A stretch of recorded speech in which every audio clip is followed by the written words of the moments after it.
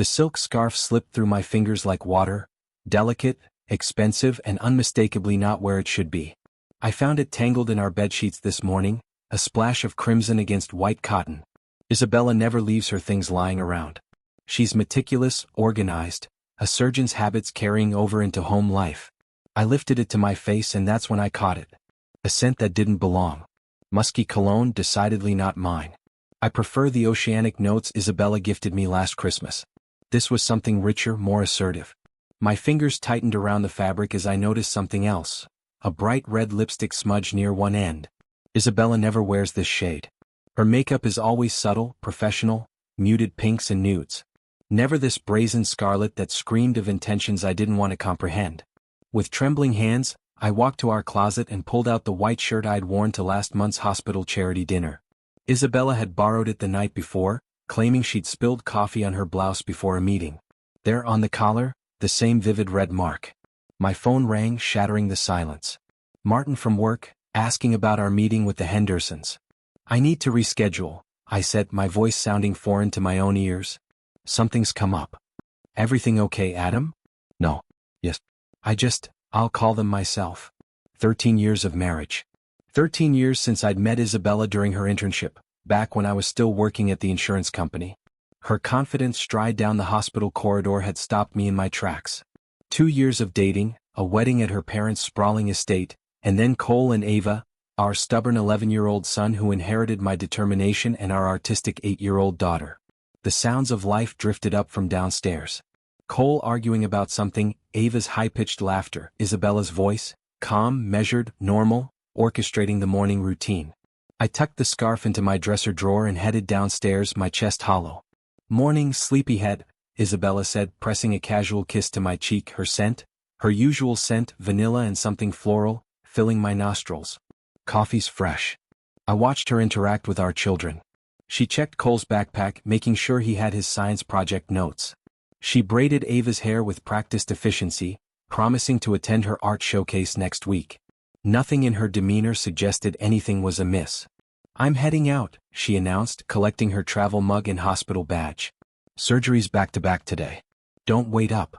She kissed the kids goodbye, then me, a perfunctory peck on the lips that felt like ash. I spent the day in a fog. Numbers blurred on spreadsheets as I tried to focus on my financial consulting work. Client calls became exercises in maintaining composure while my mind replayed fragments of the past months. Isabella's late nights at the hospital, her decreased interest in our conversations, the way she angled her phone away when texting. At 3 o'clock, I left early to pick up the kids from school. Cole climbed into the front seat, a recent privilege he'd campaigned for, and studied my face. Dad, you okay? You look weird. Just tired, buddy. How was the math test? Easy. He shrugged, then lowered his voice so Ava couldn't hear from the back seat. Did you and Mom fight? You're being quiet like when you're mad at each other. My chest tightened. Everything's fine. How about ice cream before dinner? Don't tell your mother. Their cheers temporarily drowned out the roaring in my ears. That evening, Isabella texted that she'd be late, another emergency surgery. 10 minutes later, my phone buzzed with a social media notification. A friend had tagged the hospital's chief of surgery at Riverwood Bistro, Isabella visible in the background of the photo, her hand resting on someone's arm just beyond the frame. After putting the kids to bed with stories and reassurances, I sat on our bed, the silk scarf spread across my palms. The house felt cavernous around me. I could almost hear the cracks forming in the foundation of the life I thought we'd built. My marriage was collapsing, and the most terrifying part was how normal everything else still appeared. The kitchen felt unnaturally quiet the next morning after the kids left for school. Sunlight streamed through the windows, illuminating the granite countertops Isabella had insisted on during our renovation 3 years ago. Everything in our home had her touch, elegant, precise, calculated. I cradled my coffee mug, its warmth failing to penetrate the chill that had settled in my chest. To everyone in Ridgewood Heights, we were the perfect couple. Dr. Isabella Walker, respected surgeon, and Adam Walker, successful financial consultant. 2 beautiful children, a house in the best school district, annual vacations to places worth displaying on social media. Now I sat alone, mentally cataloging all the signs I'd missed. Isabella's late nights at the hospital had increased over the past 6 months. More patients, less staff, she'd explained with a tired smile that never quite reached her eyes. I'd accepted it without question, proud of her dedication. What kind of husband begrudges his wife saving lives? But there were receipts from Riverwood Bistro in her coat pocket from nights she claimed to be on call. A dinner for two, wine neither of us typically drank. Our intimacy had cooled gradually, like a slow-setting sun. At first, I attributed it to exhaustion from her demanding schedule. Then to the natural evolution of a long marriage. I couldn't pinpoint when exactly her body began to tense under my touch, when her kisses became mechanical obligations rather than expressions of desire. At the Johnson's barbecue last summer, Isabella had publicly corrected me about a trivial story I was telling. It was March, not February, and we were at the conference in Chicago, not Boston. Honestly, Adam, how do you manage other people's finances when you can't keep basic details straight? Her tone had been light, wrapped in a laugh, but her eyes held something I now recognized as contempt. The hospital charity events she'd once enjoyed attending with me had become occasions where she'd pull her hand from mine whenever I reached for it. I'd caught her checking her phone constantly, stepping away to take calls that apparently couldn't wait. And then there was last Christmas party. Marcus Hayes, the new cardiology specialist, standing too close to Isabella, their eyes meeting across the room with a familiarity that had made me uncomfortable. I dismissed it as professional camaraderie. The children had changed too. Cole had grown quieter, more withdrawn. He'd always been introspective, but lately he seemed to be carrying a weight beyond his years. Ava constantly asked why Mommy wasn't home for dinner, for bedtime stories, for Saturday morning pancakes. My thoughts drifted to the in vitro treatment for Ava. Isabella had discovered fertility issues after Cole, and we'd undergone IVF for our daughter. I remembered Isabella holding my hand in the clinic, her eyes teary with gratitude. "Thank you for giving me another chance at motherhood," she'd whispered. The memory now felt tainted, questionable. My phone rang, startling me from my thoughts. Cole's teacher, Mrs. Brennan. "Mr. Walker, I wanted to discuss Cole's recent performance. His grades have slipped considerably this past month, and he seems distracted in class. Is everything all right at home?" I assured her that everything was fine, promised to talk with Cole, and hung up with a hollow feeling expanding in my chest. Last month's charity gala flashed into my mind. Isabella in her blue dress, constantly checking her phone. She'd excused herself 3 times during dinner, returning with slightly smudged lipstick on one occasion. I'd thought nothing of it then. The perfect life we'd built was a facade, and I'd been its most devoted architect. I had constructed elaborate explanations for every crack in our foundation, willfully blind to the deterioration. I opened our shared calendar on my phone, calculating the days until our 13th anniversary next week. 13 years, from fresh-faced newlyweds to this cold, empty kitchen where I sat piecing together a betrayal that had likely been unfolding for years. The house phone rang. We still maintained one for emergencies. It was Ava's school. She had a fever and needed to be picked up. As I grabbed my keys, I noticed Isabella's planner on the counter. She never left it behind. I shouldn't have opened it.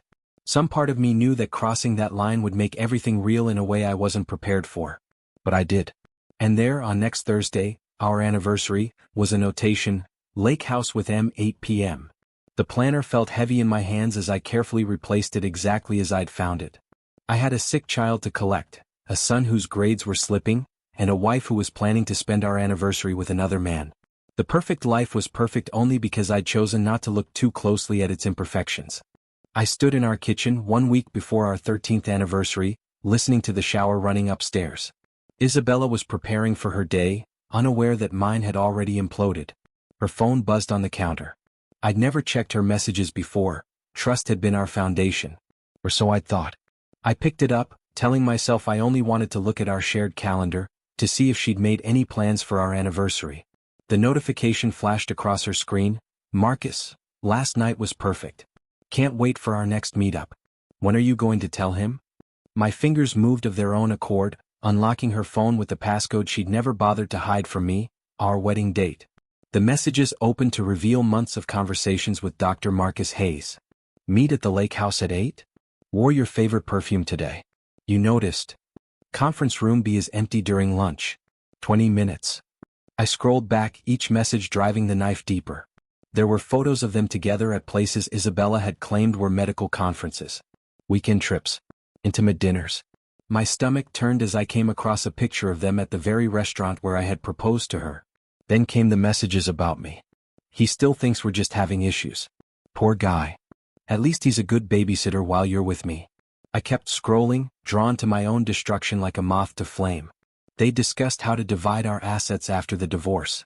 They talked about which house they'd live in. Apparently Marcus preferred lake views. The memory of Isabella's work retreat to the lake house 3 months ago surfaced. I'd stayed home with the kids for the weekend, ordered pizza, built a blanket fort in the living room. Tried to be the fun dad while mom was advancing her career. The conversations revealed Marcus knew intimate details about arguments Isabella and I had had. Arguments I thought were between husband and wife. He knew about Cole's struggle with math. About Ava's nightmares. About my mother's health scare last year. The betrayal wasn't just physical, it was a complete exposure of our family life to an outsider. The shower upstairs stopped. I placed the phone back exactly where it had been, position unchanged. My hands were steady, which surprised me. Shouldn't they be shaking? Isabella came downstairs in her scrubs, hair damp around her shoulders. She poured coffee into her travel mug, chatted about her upcoming surgeries, kissed me on the cheek and left. Just another normal day in her carefully constructed double life. The moment her car pulled away, something inside me snapped. I walked to our bathroom and stared at my reflection.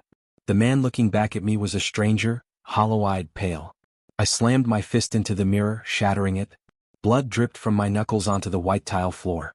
I wrapped my hand in a towel and drove myself to the emergency room, leaving a message for my assistant that I wouldn't be in today. Personal emergency. The irony wasn't lost on me. Nasty cut, said the nurse who cleaned my wound. Accident? Mirror disagreed with me, I replied. She looked up, studying my face. I know you. You're Isabella's husband, right? I'm Jen. We did our residency together. She hesitated. I haven't seen Isabella in a while. Not since she started working closely with Dr. Hayes. The way she said it, with careful emphasis, told me that Isabella's affair wasn't the secret she thought it was. How's that working out for her? I asked, my voice flat. Jen's eyes softened with pity. I don't think I should comment on that. She finished bandaging my hand. You might want to get this looked at again in a few days. Make sure it's healing properly. I spent the rest of the day driving aimlessly, my mind conjuring images of Isabella and Marcus together. In his office. In hotel rooms. In our bed while I was away at conferences. Each scenario more painful than the last. When I finally returned home, the kids were at after-school activities. Isabella had texted me that her mother would pick them up. I sat on our bed, staring at nothing. My wife wasn't just having an affair. She was planning to leave me to take everything we'd built together. She and her lover had been plotting, laughing at me, using me as childcare while they carried on. Most devastatingly, she was letting me believe our marriage was simply going through a rough patch while she methodically prepared for its end. She'd left that scarf, that lipstick mark. Had she wanted me to find out? Was this some elaborate mind game? I checked the time. The children would be home in an hour. I needed to compose myself to protect them from what was happening. They couldn't see their father fall apart. But I wouldn't confront Isabella yet. No dramatic scene, no accusations. If she could plan meticulously, so could I. I would gather information, understand the full scope of her betrayal, and then decide my next move. As the sun set, casting long shadows across our bedroom, I made a promise to myself. I would not be the passive victim in Isabella's story. I waited until the children were asleep. The house had settled into that peculiar quiet that comes after bedtime. Occasional creaks, the hum of the refrigerator, the faint sound of traffic from the main road. Isabella sat on the living room sofa, scrolling through her phone, a glass of red wine on the coffee table beside her. My heart hammered against my ribs as I descended the stairs. For a moment, I stood in the doorway watching her. This woman who had been the center of my universe for 13 years. The mother of my children. The person I had trusted most in the world. She looked up when she sensed my presence, her expression neutral. Cole finally settled down? He was restless tonight. I walked into the room and stood before her, hands at my sides. Are you sleeping with Marcus? The question hung in the air between us. I had expected shock, denial, perhaps tears. I received none of those. Isabella didn't flinch. Didn't blink. She simply set her phone down beside her wine glass and looked me directly in the eyes. Yes. One syllable. No hesitation. No remorse. No explanation. I want a divorce, Adam. Her voice was cool, clinical, the same tone she probably used to deliver bad news to patients. I stood frozen, despite having discovered the evidence myself, despite knowing it was coming. Hearing her say it aloud felt like being doused in ice water. Our marriage was a mistake from the beginning, she continued, examining her manicured nails. I thought I could make it work for the kid's sake. But I deserve to be happy. With Marcus. My voice sounded foreign to my own ears. I fell in love with him 2 years ago at the Chicago conference. It just happened. Nothing just happens for 2 years. Affairs don't maintain themselves. They require planning, deception, conscious choices made every day. I should have shouted. Should have demanded details, thrown accusations, displayed the righteous anger of a wronged husband. Instead, I nodded and said, "Okay." That single word seemed to throw her more than anything else I could have said. Her perfect eyebrows drew together in confusion. "Okay? That's all you have to say?" Before I could respond, a small voice came from the stairs. "Daddy?" Ava stood in her pink pajamas, clutching her stuffed rabbit, tears streaking her face. "I had a bad dream." "Were you and Mommy fighting?" she asked, her lower lip trembling. I crossed the room and lifted her into my arms, feeling her small body tremble against mine. "No, sweetheart. Mommy and Daddy were just talking. Let's get you back to bed." As I carried Ava upstairs, I could feel Isabella's eyes on my back. She hadn't moved from the sofa, hadn't offered to comfort our daughter. I tucked Ava back in, stroked her hair until her breathing evened out, and placed a gentle kiss on her forehead. "Is everything okay?" Cole's voice came from his doorway. He stood there in his oversized t-shirt, looking far too worried for an 11-year-old. "Everything's fine, buddy. Ava had a nightmare. Go back to sleep." He hesitated, studying my face in the dim hallway light. "You'd tell me if something was wrong, right?" I ruffled his hair, forcing a smile. "Of course. Nothing for you to worry about." When I came downstairs the next morning, Isabella had already left. Beside the coffee pot was a business card for her divorce attorney. What efficiency, she hadn't wasted any time. She texted me mid-morning, "Working late at the hospital again. Don't wait up." 20 minutes later, my phone lit up with a social media notification. A mutual friend had tagged a restaurant opening downtown. In the background of one photo, partially obscured but unmistakable, was Isabella's profile. I drove to my office, unable to focus on client portfolios or investment strategies. Instead, I opened my browser and searched for information about Dr. Marcus Hayes. His profile on the hospital website showed an impressive resume and a confident smile. Further digging revealed a history of 3 previous divorces. Apparently, I wasn't the first husband he'd helped replace. On my way home, I stopped at a coffee shop to gather my thoughts. A woman approached my table, Patricia Winters, a former patient of Isabella's. "Mr. Walker? I recognized you from Dr. Walker's office photos." She hesitated. "I don't mean to intrude, but I heard you might be handling the finances for the clinic now. There are some concerns I'd like to discuss." Before she could continue, her phone buzzed. She checked it, her face paling slightly. "I'm sorry, I need to go. Perhaps another time." As she hurried away, I realized that what I was losing wasn't just a wife. I was entering a battlefield I hadn't known existed, against opponents who had been planning their strategy for years. I returned home and found that Isabella had attempted to access my computer. The login screen showed failed password attempts. As I reset the security settings, I understood. This wasn't going to be a clean break. This was going to be war. Daniel Reyes's office overlooked the city skyline, 32 floors above the streets where normal lives unfolded. The law firm occupied the entire floor, all gleaming wood and subdued lighting that whispered of confidentiality and steep hourly rates. "Mr. Walker," Daniel said, extending his hand. His grip was firm, his gaze direct. "I appreciate you coming in on short notice." I'd chosen Daniel Reyes carefully. He was reputed to be one of the best divorce attorneys in the city, known for his meticulous preparation and aggressive strategy. What sealed my decision was learning he had once lost a medical malpractice case against Isabella, a professional grudge that might work in my favor. "Tell me everything," Daniel said after we settled into the leather chairs in his office. "And I mean everything. The silk scarf, the lipstick, the text messages, I need the full picture." I recounted the details, starting with finding Isabella's scarf in our bed. Daniel listened without interruption, taking occasional notes. When I described Isabella's cold confession, a slight smile crossed his face. "Unusual," he murmured. "Most cheating spouses deny until confronted with irrefutable evidence. Her immediate admission suggests confidence." "She's already planning the divorce," I said, sliding her attorney's business card across the desk. Daniel picked it up, his eyebrows rising slightly. "Kathleen Burrows. Formidable opponent. She specializes in high-asset divorces with a medical practice component." He leaned forward. Start digging, Adam. If she's this brazen, there's something she's not telling you. That evening, after the children were asleep, I pulled out our financial records. Isabella and I maintained joint accounts, separate retirement funds, and shared investment portfolios. As a financial consultant, I had always managed our money, with Isabella showing minimal interest beyond ensuring we were doing well. The first anomaly appeared in our joint savings account. Regular withdrawals, 5,000, then 7,000, 10,000, all transferred to an entity called Horizon Holdings. Over 2 years, the withdrawals totaled nearly $200,000. Next, I discovered payments from various insurance companies deposited directly into accounts under Isabella's name alone, accounts I hadn't known existed. The payments were coded as professional services rendered, but the amounts were irregular and frequent. I called our bank, where an old client of mine worked in management. Adam, good to hear from you, James said. What can I help with? I need information about Horizon Holdings. They're receiving regular transfers from my joint account with my wife. A pause, then, let me check. Keyboard clicks filled the silence. Horizon Holdings is a corporate entity established 2 years ago.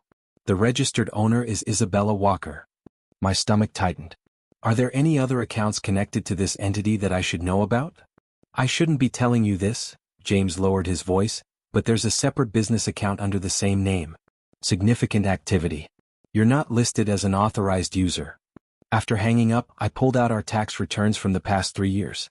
Nothing about Horizon Holdings appeared in our joint filings. Isabella had been moving our money into a private corporation and hadn't disclosed it on our taxes. The timing nagged at me. 2 years ago, exactly when we'd undergone the IVF treatment for Ava. I remembered the mountains of paperwork from the fertility clinic, the consent forms I'd signed, the blurry legal language about procedures and protocols. Something pulled me to our email archives. I searched for communications from Northside Fertility Clinic and found a thread I had no memory of, forms requiring my electronic signature that had apparently come from my email account. I called Daniel immediately despite the late hour. "I've found something," I said, explaining the financial discrepancies and the mysterious company. Nearly $200,000 diverted over 2 years, starting around the time of our IVF treatment for Ava. "Keep digging," Daniel replied. "I'll have my investigator look into Horizon Holdings, and I'll reach out to some contacts in the medical community. There's more here than just an affair." After hanging up, I sat surrounded by financial statements and tax documents, trying to piece together what Isabella had been planning. This wasn't just a wife growing distant or falling for a colleague. This was systematic deception, financial, legal, and perhaps medical. I installed small security cameras in our home office and bedroom, suspecting Isabella might search for the documents I'd been reviewing. Whatever game she was playing, I needed to understand the rules. The next morning, as I waited for Cole's bus, my phone buzzed with a text from Daniel. "Found something interesting about Northside Fertility. Come to my office tomorrow. Don't confront Isabella yet. This goes deeper than we thought." I watched as Cole climbed onto his school bus, waving at me with the innocent trust of a child who believes his world is secure. I waved back, the weight of what I was discovering pressing down on my shoulders. Whatever Isabella had done, whatever she was planning, I would protect my children. And myself. I chose Murphy's Diner deliberately, a greasy spoon on the outskirts of town where medical professionals would never set foot. Dr. Philip Grayson sat across from me in a corner booth, his fingers nervously tapping the laminated menu. He was thinner than I remembered from the hospital fundraiser 2 years ago, with new lines etched around his eyes. "Someone's watching us," he murmured, not looking up. "Blue sedan parked across the street. They've been taking photos since you arrived."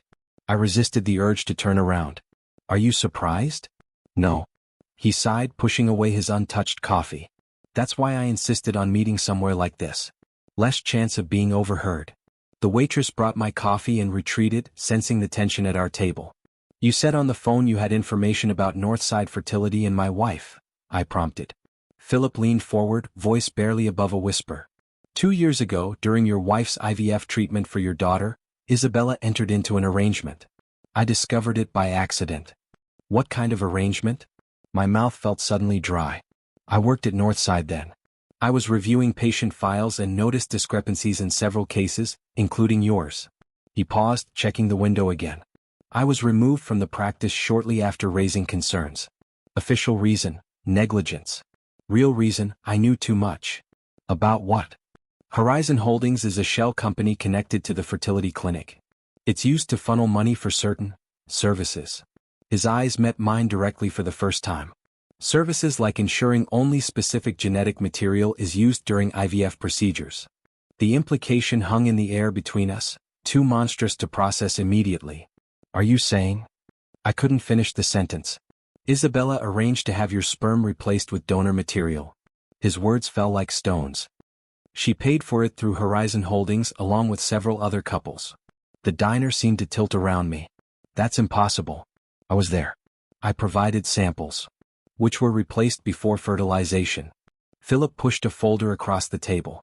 I managed to save copies of some records before they fired me. Email exchanges, bank transfers, signed authorizations, all with Isabella's name. Why would she do this? Philip hesitated. I don't know her specific motivation, but the name Marcus Hayes appears in several communications as a consultant on the project. My blood ran cold. Are you suggesting Marcus is the donor? It's possible. It would need genetic testing to confirm, but the timing aligns with when he joined the hospital staff. I tried to process what he was telling me. You're saying my children, both of them, aren't biologically mine? Philip nodded grimly. Based on the records, neither Cole nor Ava share your DNA. The same procedure was used for both. Isabella's eggs, but not your sperm. The world seemed to collapse around me. 13 years of my life. A fiction. The children I'd raised, loved, taught to ride bikes and tie shoelaces, not mine. Not biologically. There's more, Philip said. This wasn't just about your family. There were others, at least a dozen couples affected. I tried to expose it and they destroyed my career. Fabricated malpractice claims, revoked hospital privileges, lawsuits that drained my savings. The $200,000, I murmured, remembering the financial trail. That's what it was for. Payments to the clinic for the substitution, hush money to the staff involved, and likely bribes to keep records altered. He reclaimed the folder. I've received threats since being fired. Once my car brakes were tampered with. I moved twice. Why are you telling me this now? Why risk it? A sad smile crossed his face. When your attorney started asking questions, I knew someone had finally noticed. Maybe it's a chance to make things right. On the drive home, a black SUV pulled up close behind me on a deserted stretch of road. It swerved aggressively, trying to force me off the pavement. I gripped the wheel, adrenaline surging as I narrowly avoided a collision. The vehicle eventually sped past, but the message was clear.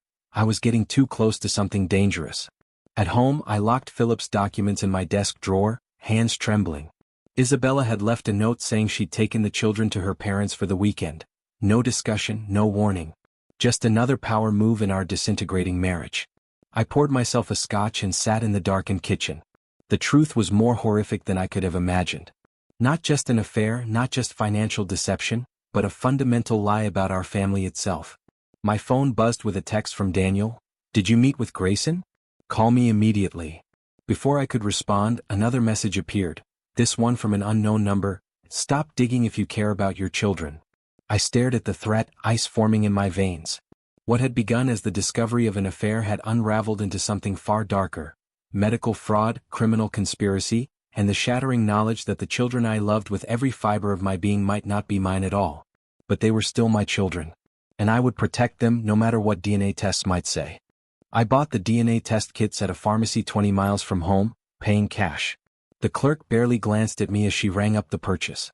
3 tests. One for me, one for Cole, one for Ava. The cardboard boxes felt impossibly heavy in my hands. My phone rang as I stepped out of the store. Cole's name flashed on the screen. Dad.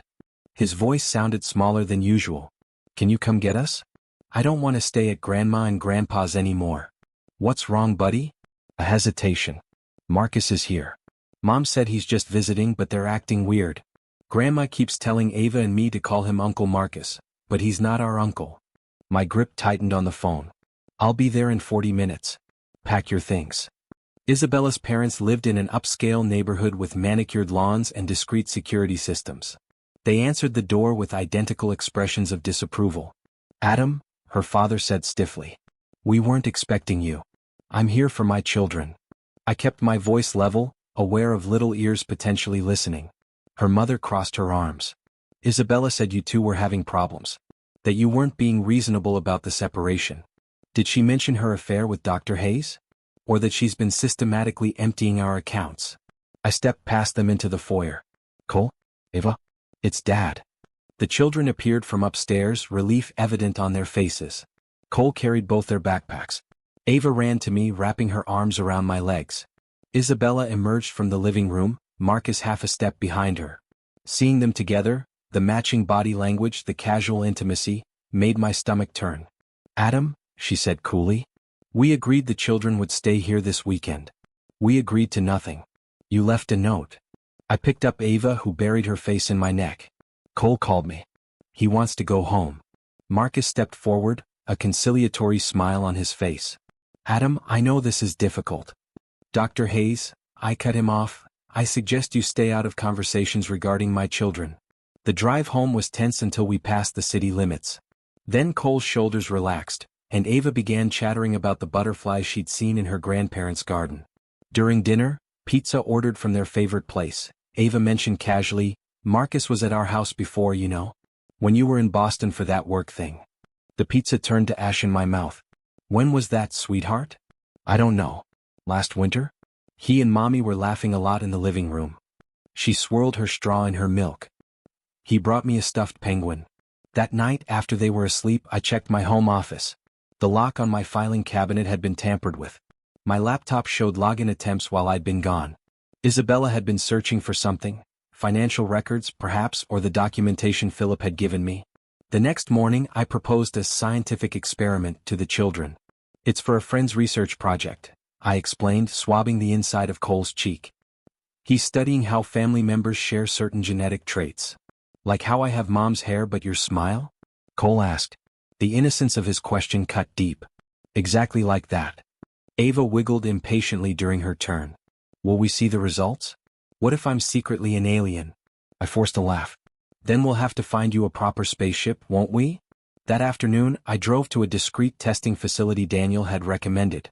The technician took my samples without comment, promising results within 5 business days. We'll send them to your attorney directly as requested, she said, her eyes professionally devoid of curiosity. The waiting became its own kind of torture. 5 days of pretending normalcy with the children. 5 days of dodging Isabella's calls and cryptic texts asking when I'd come to my senses about the divorce. 5 days of checking over my shoulder, wondering if the dark sedan was following me again. My brother, Jim, a former military man, came to stay with us ostensibly for a visit. In reality, he slept on the couch with his legally registered handgun within reach, just in case. You've stepped in something nasty, little brother, he said after I explained the situation. These people aren't playing games. On the 5th day, Daniel called. Results are in. Come to my office, alone. The envelope he handed me was sealed. I tore it open, hand steady despite the hurricane in my chest. Cold, clinical language outlined the findings. Probability of paternity for child A, Cole 0%. Probability of paternity for child B, Ava 0%. I had lived 13 years believing a lie. Loved 2 children born from my wife's deliberate deception. I had my assistant make 3 copies, Daniel said quietly. 1 for my files, 1 for your safe deposit box, and 1. He paused. 1 for whenever you're ready to confront Isabella. This is fraud, I said, my voice strange in my ears. Medical fraud, financial fraud. Daniel nodded. With Philip's documentation and these results, we have enough to take this beyond family court. The prosecutor's office would be very interested. That night, I methodically went through Philip's documents, matching dates with bank withdrawals. Everything aligned perfectly with the fertility treatments, the birth dates, the timeline of our lives built on quicksand. I received an email from a journalist investigating medical corruption. Somehow they'd caught wind of the story and wanted a statement. Daniel had been busy. The hospital board and district attorney were already quietly investigating, courtesy of an anonymous tip. I circled the date on my calendar, the hospital's annual gala, where Isabella was scheduled to receive an award for medical excellence. The perfect stage for her downfall. I drove the children to my sister's house the next morning. Dad needs to handle some grown-up business, I explained. As I kissed them goodbye, I wondered if they would ever understand what I was about to do. I arrived at the Westbrook Hotel precisely at 8, adjusting my bow tie in the lobby's mirrored wall. My best suit felt like armor, Italian wool and deep charcoal, Isabella's gift from our 10th anniversary. Ironic choice for tonight, but appropriate. The ballroom glittered with crystal chandeliers and the jewelry of the city's medical elite. Surgeons, hospital administrators, benefactors, and pharmaceutical representatives mingled over champagne and carefully plated hors d'oeuvres. A banner stretched across the stage, honoring excellence in medicine. "Mr. Walker," a woman approached me, her smile not quite reaching her eyes. "Mrs. Donovan, one of Isabella's patients. Lovely to see you. Your wife's big night, isn't it?" "Indeed it is," I replied, accepting a flute of champagne from a passing waiter. "Dr. Walker has been such a blessing," she continued, her voice lowering. Though I did find it odd when she suggested additional procedures that my insurance denied as unnecessary. But I'm sure she had her reasons. She drifted away before I could respond, but her words lingered. I noticed a security guard tracking my movements, Isabella's precaution, no doubt. She would have anticipated my appearance tonight. Across the room, Isabella held court in a midnight blue gown that set off her pale shoulders. She laughed with the hospital's chief of surgery, champagne glass delicately balanced between manicured fingers. Marcus stood beside her, his hand resting casually at the small of her back. The picture of professional success and personal happiness. I caught the eye of a former nurse who had worked with Isabella, Jen from the emergency room. She quickly looked away, moving to the opposite side of the ballroom. She knew something, I realized. Many of them probably did, but careers and reputations kept them silent. The lights dimmed, and Dr. Ellis, the hospital board chairman, took the stage. He spoke glowingly of the year's accomplishments before introducing Isabella. She walked to the podium with practiced grace, accepting the Crystal Award with a humble smile. "I am deeply honored," she began, voice steady and warm. "Medicine is not just a profession, it's a calling. Every day I have the privilege of changing lives, of helping families grow." I watched the audience nod appreciatively, unaware of the irony in her words. None of this would be possible without my dedicated team, our wonderful patients, and of course, my supportive family. Her eyes found me in the crowd, a flicker of surprise crossing her face. "My husband Adam has been my foundation through years of late nights and demanding cases." As she continued her speech, a commotion erupted near the back of the room. A man stood, pointing at Isabella. "You ruined my wife's fertility. Your treatments left her unable to conceive." Security quickly converged on him, ushering him out as he continued to shout accusations. Isabella maintained her composure, dismissing the interruption with a practiced laugh. "In our profession, we sometimes face the disappointment of those we couldn't help. My heart goes out to him." She finished her speech to enthusiastic applause, but I noticed several attendees exchanging uneasy glances. The disruption had planted a seed of discomfort. As Isabella stepped away from the podium, Dr. Ellis returned to the stage. His face was grim, lacking the celebratory demeanor of moments before. "Before we continue with tonight's program," he said, his voice cutting through the renewed conversations, "I must address a serious matter." The room quieted immediately. The hospital board has received credible allegations regarding Dr. Walker's professional conduct, specifically concerning financial improprieties and questionable medical practices within the fertility program. Isabella froze halfway to her seat, her face draining of color. "Effective immediately, Dr. Walker is suspended from all hospital duties pending a full investigation. We ask for your understanding as we examine these troubling claims with the thoroughness they deserve." The silence in the ballroom was absolute. Then, like a wave, whispers rippled through the crowd, faces turning toward Isabella. A man in a dark suit approached her, displaying identification I couldn't see from my position. The letters FBI were clearly visible on his jacket. Federal involvement. Daniel had been busy indeed. Isabella's eyes found mine across the room, rage and disbelief warring on her face. She marched toward me, Marcus trailing uncertainly behind. "You did this," she hissed, close enough that I could smell her perfume, the same scent that once made my heart race. "You did this to yourself," I replied calmly. "Enjoy your award, Isabella. It may be the last one you receive for quite some time." Her hand twitched as if she might strike me, but the room was watching. Always aware of appearances, she instead turned sharply and strode toward the exit. Marcus hesitated, looking between Isabella's retreating figure and the gathering of hospital administrators. Making his calculation, he followed her, but the distance he maintained spoke volumes. Reporters who had come to cover the gala's charitable donations descended upon me, questions firing from all directions. I merely shook my head and moved toward the exit myself, my phone buzzing with a text from Daniel. "Prosecutor moving quickly. She's finished." In my car, I exhaled fully for what felt like the first time in weeks. Phase 1 of Isabella's reckoning was complete, but we were far from done. The day after the gala, I spent time with Cole and Ava at my sister's house, pushing myself to maintain normalcy. We played board games in her sunlit kitchen, laughed over lunch, and helped her husband fix a leaky faucet. For a few precious hours, I was just dad, not a man whose life had imploded, not the orchestrator of a public downfall. While the kids were engrossed in a movie, Cole slipped away and found me on the back porch. "Dad."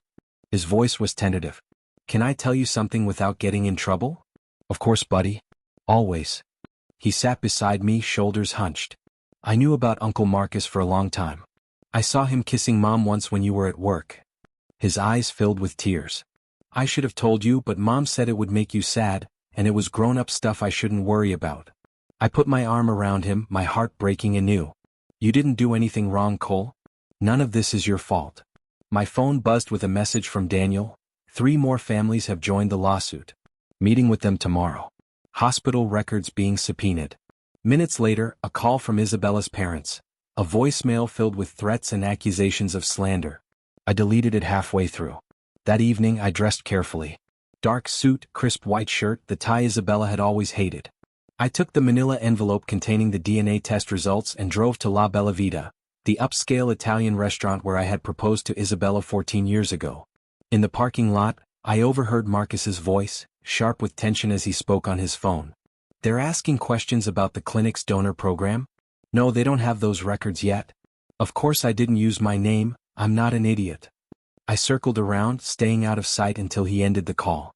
Inside, the maitre d' recognized me. "Mr. Walker, we weren't expecting you this evening. Your wife arrived 10 minutes ago with another gentleman." "I'm joining them," I said smoothly. "A surprise." He led me through the dimly lit restaurant to a corner table where Isabella and Marcus sat, heads close together in tense conversation. Isabella's face was drawn, her usual poise fractured. Marcus looked worse. His tie loosened, hair mussed from running his hands through it repeatedly. "They can't just suspend me," Isabella was saying. "I've brought millions in donations to that hospital." "The board has no choice with an FBI investigation," Marcus replied. "I told you we should have been more careful with the paperwork." "You can't abandon me now," Isabella hissed. "We're in this together. You promised." I approached the table, standing silently until they noticed me.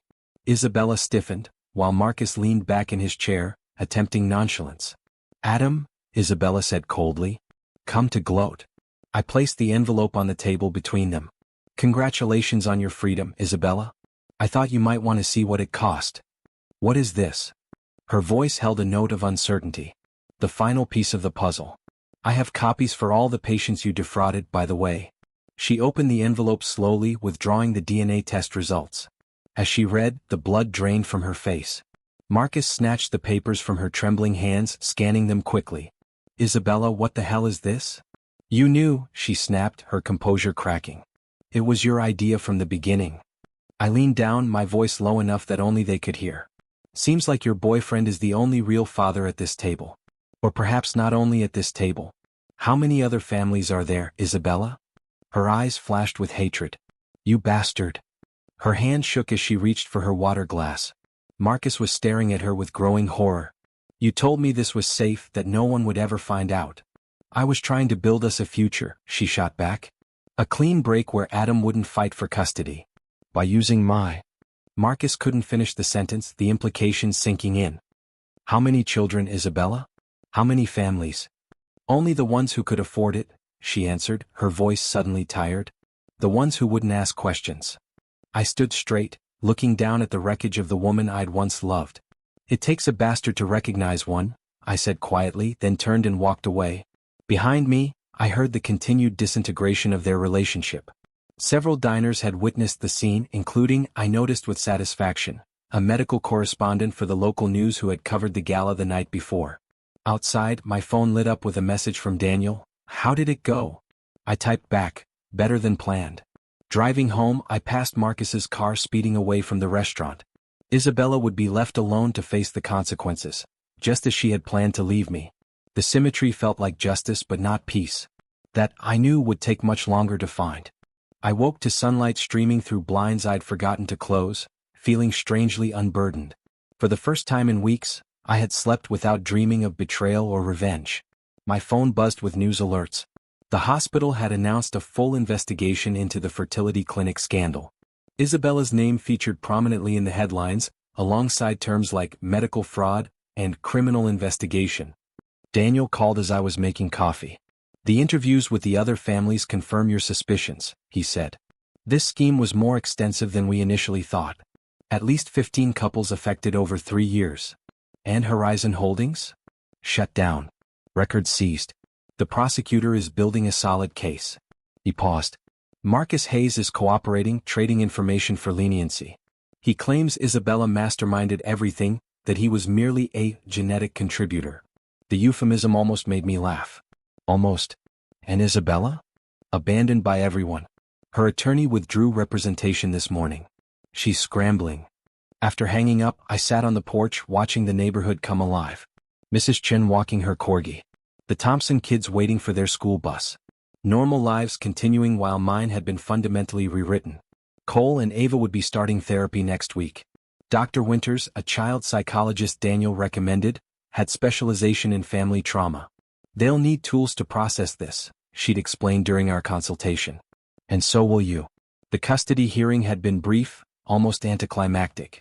With Isabella facing potential criminal charges and Marcus disavowing any parental interest, the judge had granted me full custody without hesitation.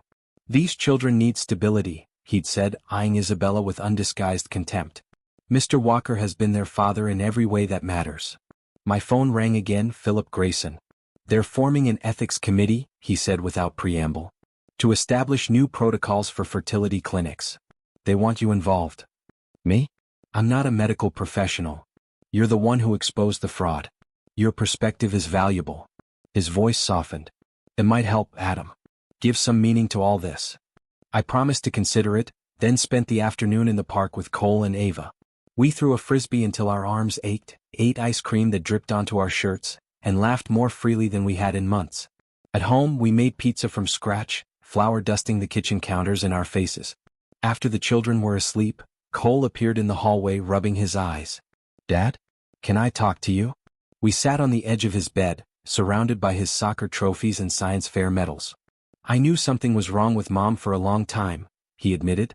She was always on her phone, always angry when you asked questions. Why didn't you say anything? He shrugged, suddenly looking much older than 11. I thought it was normal. That all families were like that. I hugged him tightly, my chest aching. We're going to be okay, I promised. Different but okay. Later that night, Daniel called again. Philip found evidence implicating hospital administrators. This goes higher than we thought. The next day I returned to work. My colleagues treated me with awkward sympathy, the man whose wife had become the center of a medical scandal. I established new routines with the children. Cole's soccer practice on Tuesdays and Thursdays, Ava's art class on Wednesdays, pizza night on Fridays. We met with Dr. Winters to discuss how best to tell them the truth. Children are resilient, she assured me. With proper support, they can process even difficult truths. Isabella faced multiple criminal charges now. Her medical license had been suspended pending the outcome of the trial. During a supervised visit with the children, the court's requirement, not mine, she had been brittle and defensive, unable to connect with them. I joined the hospital's new ethics committee on medical fraud, finding unexpected purpose in helping draft policies that might prevent other families from experiencing what we had. Jen, the emergency room nurse who had treated my hand, asked me for coffee. I always knew something was off about Isabella's practice, she confessed. I should have said something sooner. A letter arrived from Isabella's prison account, pages of justification eventually giving way to something resembling remorse. I read it once, then filed it away. Perhaps someday I would want her explanations, but not yet. That evening, I sat on the porch with a beer, watching the sunset and reflecting on the past 13 years. My marriage had been built on lies, but my love for my children remained unshakable. Ava climbed into my lap, her small face serious. Daddy, are you still my dad? Even if... She couldn't finish the question. I held her close, my throat tight. Always my sweet girl. Always. For 13 years, I had been living in a story written by Isabella, a story where I played a supporting role in her grand design. Now, finally, I was free to write my own narrative. And in this new story, Cole and Ava weren't defined by biology or deception. They were, simply and completely, my children. Together we would write the chapters yet to come.